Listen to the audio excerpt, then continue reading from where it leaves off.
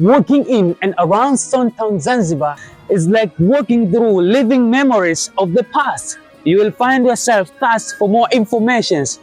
This is what happened to me. In the universe, everything is unique. Have you ever heard about that? Well, try asking yourself, what is the uniqueness of yours? To me, it's all about the walking walk of art. As long as everything is unique, now let's find out the uniqueness of the walking walk of art in here, Stone Town, Zanzibar.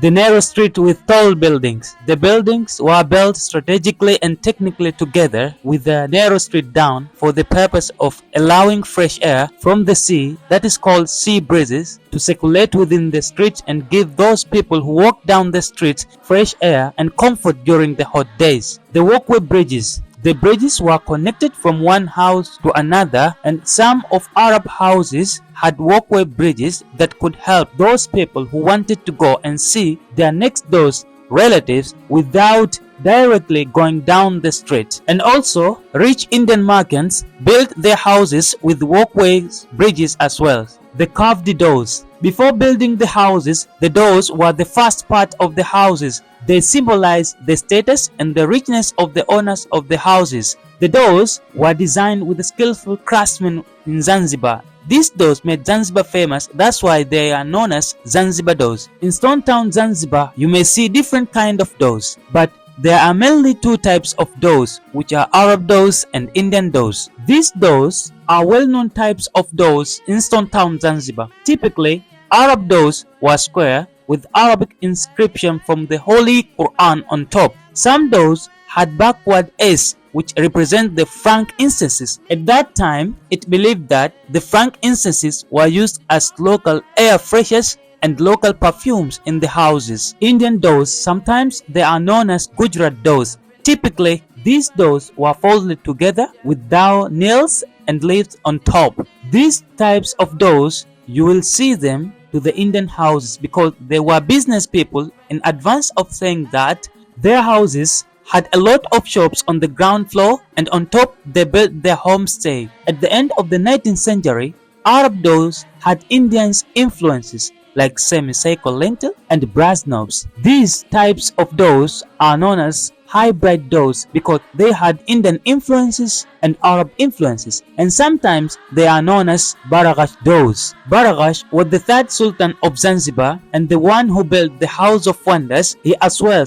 built the first public health bath, which is called Hammam Bath, in Stone Town, Zanzibar, and he also introduced telegraphic line, electricity, locomotive train. It was his private transportation running from Stone Town, Zanzibar to his another palace in Chukwani. The brass knobs were introduced from India by Indian craftsmen all the way to Zanzibar. Back in India, brass knobs were used against elephant who crushed the doors during the Elephants' War. Since Zanzibar had no Elephants' War, the brass knobs became the symbols of decorations. Peacefully walking down the Indian Ocean beach, the ocean plays significant roles in the maritime trade network connectivity with the dhows and the traders from different parts of the world, like Persians from Persians, now is Yemen, Oman Arabs from Oman, Indians from India, Chinese from China, and even Europeans like Portuguese, British, Germans from Germany. Due to the Indian Ocean trade network, so many influences introduced to Zanzibar like religions, cultures, architectural traditions, food, sports, legacy. For instance, bullfighting in Swahili is known as Mchezo wa Ng'ombe, which is famous in Pemba Island.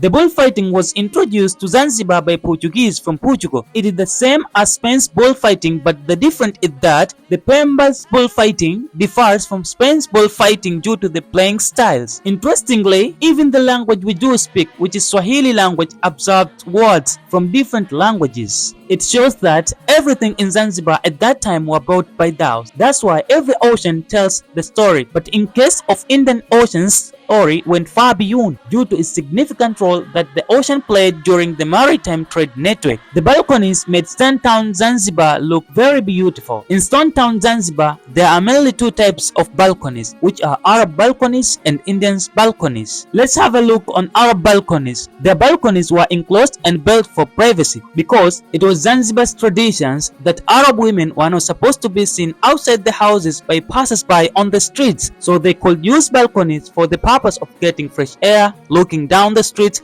and sometimes having small talk without being seen publicly. The Indians' balconies. Basically, their balconies were highly decorated and not enclosed. This was because it wasn't Indians' traditions to build enclosed balconies for the purpose of allowing public visibility. The stone benches in Stone Town, Zanzibar. The benches were built by stones and became an important figures to those people who wanted to visit Swahili and Arab houses. When you open the doorways, you could see the stone benches inside. These benches were used by visitors to sit down and sometimes having cup of coffees and small talks with the owners of the houses without going directly inside the houses. The stone benches were symbols of hospitality and sociability as well. The inner courtyards. Most of the buildings in Stone Town were built with the inner courtyards and they were used for different purposes. Firstly, for allowing sunlight to pass in during the daytimes. Secondly, for allowing fresh air to pass in and circulate within the house in order to give people comfort during the hot days. Transparently,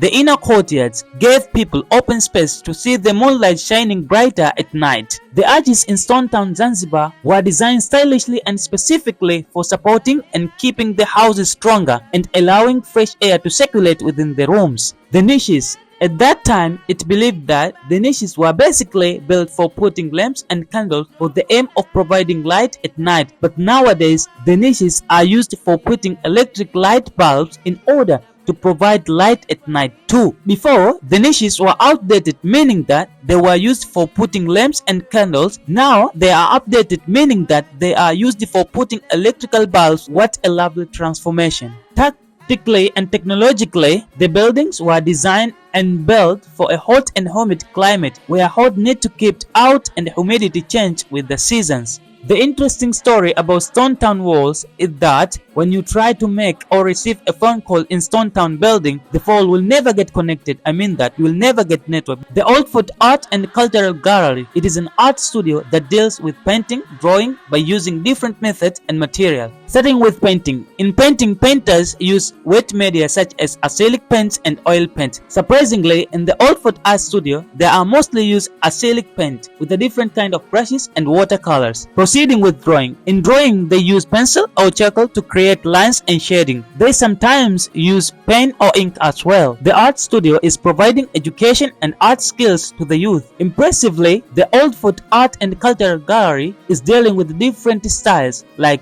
realistic, monochrome, abstract, and so on. The Old Fort Towers and Crenellation. Tactically, Oman Arabs used Old Fort Towers and Crenellations as defensive against Portuguese. The Arab forts used to have 5 towers. Unfortunately, the towers next to the House of Wonders was completely destroyed for making the road plan from the Old Fort to Mkunazini, but the road plan wasn't succeed. The amphitheater, which was added later, is used for the performance of 2 biggest festivals in Zanzibar, which are Zanzibar Film Festival, ZIF, and Sauti za Busara. Recently, the theater is used for the youth Zanzibaris like bodybuilders and dancers in order to showcase their talents. The Darajani Creek. Before the main road, there used to be a creek water channel started from Kinazini up to Nazi Moja Hospital. The creek was separated. Downtown Zanzibar means the Stone Town of today, and Ngambo, which was a countryside, the other part of creek. There used to be 3 bridges: the Rajani Bridge, Wooden Bridge, and Holix Bridge, but the oldest one was the Rajani Bridge. The bridge connected downtown Zanzibar, the Stone Town of today, and the countryside, the other part of creek, which was called Ngambo. In order people to get to downtown Zanzibar, the Stone Town of today, they could use bridge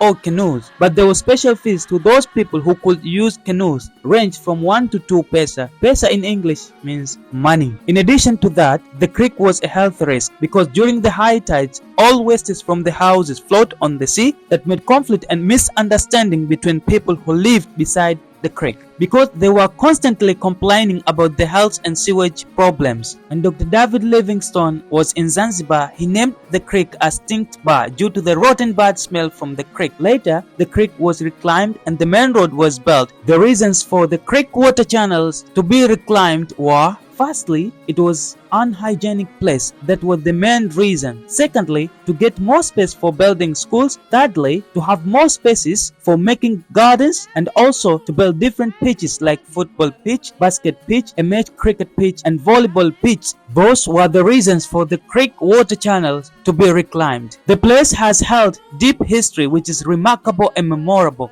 Long ago, the place was known as Sokomuhogo, means cassava market. People used to sell cassava. Also, it was known as Joe's Corner. Joe's means shark's mouth. It was called Joe's Corner because it believed that people used to watch shark move here. Till now, the area is called Joe's Corner. As you can see, the shark's pictures over there on the wall. When you walk around here, you can see more men and no women because it's Zanzibar's tradition that the place men stay, women were not supposed to stay. Astonishingly, the place is considered as the heart of Stone Town. It is also divided Stone Town Zanzibar in 4 different corners. Nowadays, the place is used by different people to chat about life. Some people talk about football and others taking a cup of coffee with snacks and having small talks about their daily life activities. Well, thank you very much indeed for watching my video.